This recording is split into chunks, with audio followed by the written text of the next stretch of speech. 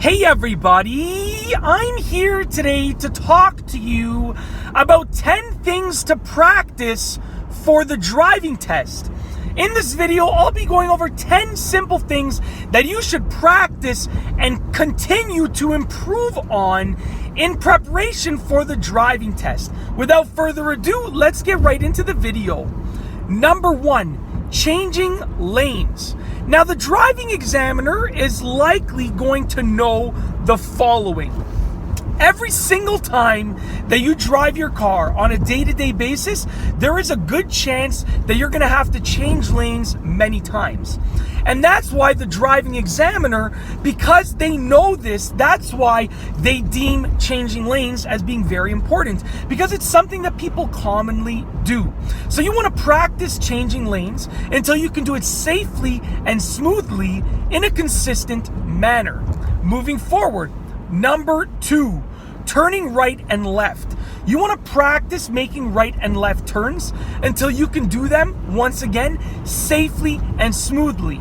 Now, anybody can turn a vehicle to the right and to the left, but to be able to do it on a consistent basis, both safely and smoothly, that's what the driving examiner is going to look for.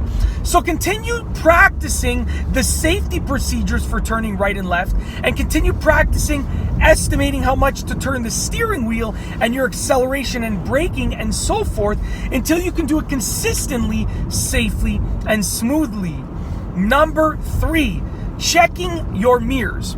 Now, it's important to know how to properly check your mirrors before you change the direction of the car. So before you turn, before you change lanes, and so forth.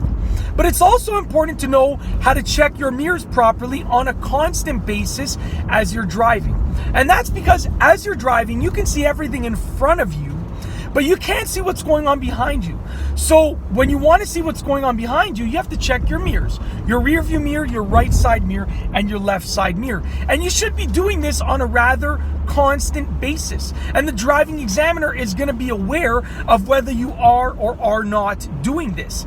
So it's as simple as that. Practice checking your mirrors for the safety procedures of changing the direction of the car, but also just practice checking them constantly as you're driving. Number 4, parking. Now, just like changing lanes, parking is very important. Every single time that you finish driving on a day-to-day basis, whether you're driving to work, driving home, driving to the grocery store, whatever the case is, wherever you're driving, you're going to have to park the car before you get out of the car. And that's why it's important to practice parking. You want to practice forward parking, reverse parking, parallel parking, and any other version of parking that you might have to do for the driving test or on a regular basis while you're driving. Practicing parking is important because you have to do it so frequently. Moving forward, number 5, practice maintaining speed. Now, you should be able to get to a specific speed and then maintain a very, very close range within that speed. Now, for the driving test, you want to try to be at or slightly below the speed that you want to be driving at. Now, this might be the speed limit, it might be the flow of traffic, or it might be the safe speed for driving if the road conditions are not ideal. So what you want to do is you want to practice maintaining speed. For instance, if I was driving on a road that had a speed limit of 50 kilometers an hour and the weather conditions and the flow of traffic all kind of allowed me to drive at the speed limit, I would try to drive between 47 and 50 kilometers an hour and maintain that speed. So you can see there's a very close range of speed that I want to be able to maintain, and it's important to practice that. Moving forward, number 6.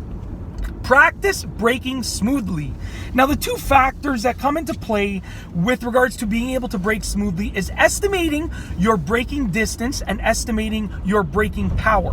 When you combine those 2 things together, you figure out how much you have to press down the brake pedal to stop within a certain distance, okay? Now, if you have trouble braking smoothly, what you want to do is you want to just practice driving and practice braking over and over and over again. That's the best way to improve on your braking, is literally just go through practice drills and just practice braking on a regular street.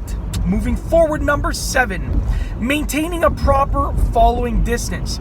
It's important to maintain a safe and proper following distance because it's going to determine how much reaction time you have to actually act and react to what's going on in front of you. Now, you see, if you're following the car or the person in front of you too closely and they slam on their brakes, then there's a good chance that you're going to rear end them or you're going to come close to rear ending them. So with that being said, if you're maintaining the proper following distance, it allows for safer driving and it decreases the likelihood of you getting into an accident or a near accident, and the driving examiner is definitely going to look for that. Number 8, practice knowing and responding to the rules for the right-of-way. When you come to a stop sign, when you come to an intersection, when you come to anything that has certain rules for the right-of-way, you want to know whether it's your right-of-way or someone else's right-of-way. And you want to respond to those rules appropriately. If it's your right-of-way, then you want to proceed with caution. If it's someone else's right-of-way, then you want to allow them to proceed with caution. Practice knowing what to do with regards to the right-of-way. This way, the driving examiner can know that you understand the rules for the right-of-way. Number 9, practice pulling over. This is something that most people think is very simple, and it is very simple, but many people lack the appropriate steps in the procedure for safely and properly pulling over. It's important that you practice pulling over because it is a simple process, but you want to know that you've done all of the steps that are required to safely pull the car over and smoothly pull the car over. Last but not least, number 10, the 10th thing that you should practice for the driving test is driving with the flow of traffic. Now, like I said, if there is no congestion on the road and the weather is ideal, then you're going to be driving most likely the speed limit. But if there is congestion on the road, if there's traffic or whatever the case is, then you're going to have to practice driving with the flow of traffic. You're going to have to match up with the flow of traffic. You're going to have to practice maintaining that safe following distance in a sort of speed up and slow down manner, matching up with the car in front of you and the cars in front of the car in front of you. So the car's further ahead of you. You want to practice doing that. And that's basically it. In this video, I've gone over 10 things to practice for the driving test. If you like this video, be sure to give it a thumbs up. Let me know what you think down below as a comment. And of course, be sure to subscribe for more great car and driving videos just like this one. And that's all I have for you today. Thanks for watching.